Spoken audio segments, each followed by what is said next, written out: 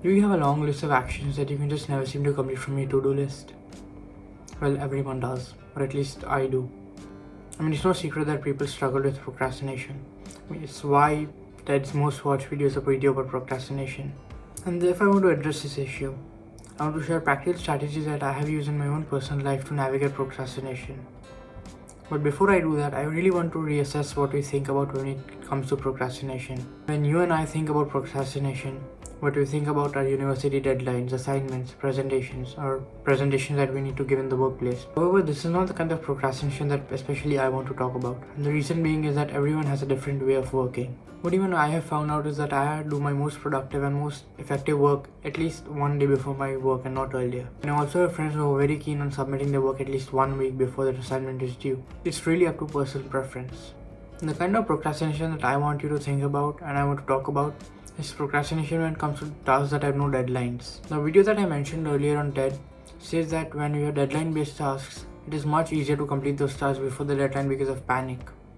However, when we have no deadline for activities, that panic never comes alive, it never becomes active, and therefore it becomes more and more difficult to complete the task, and we just seem to keep pushing the task further and further.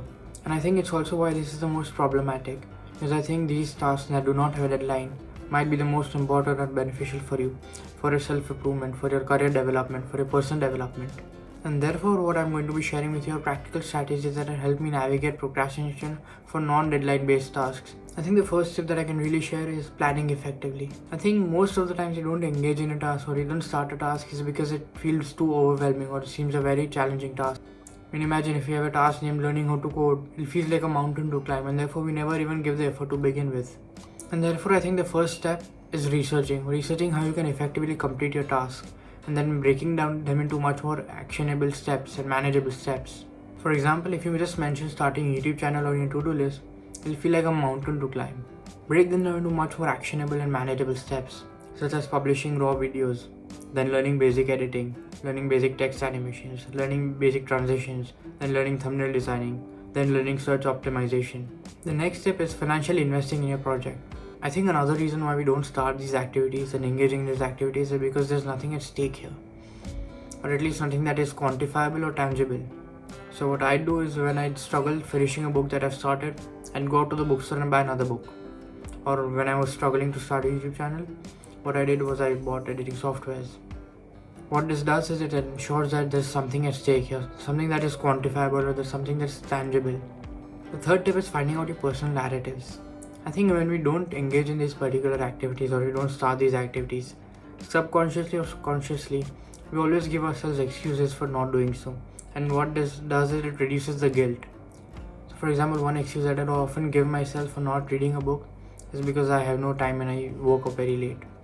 So then I'd actually take steps and take an effort to wake up every day earlier so that I do not have excuses to give myself, which sort of induces guilt, which I think is very important as well when you want to complete these much more challenging tasks. The next thing I can do is doing a little every day but consistently rather than doing a lot on a single day. So when I was learning video editing, I'd sit down on a weekend and learn 3 to 4 hours of editing on a single day. But what this would do is that further in the week, I had no energy or have no willingness to learn more. So what I started doing is I only learned half an hour every single day, but I did it throughout the week. So overall I learned much more in a single week than I did earlier. And the last tip that I can probably give you is identifying your procrastination triggers. So if you're putting away tasks, understand why you're putting off the task. I think even simply being aware of these procrastination triggers and these reasons is much more helpful than not being aware, than just throwing blind arrows into the dark. Thanks for watching and I hope you enjoyed. If you did, please do like and subscribe. It helps me out tremendously as a new channel.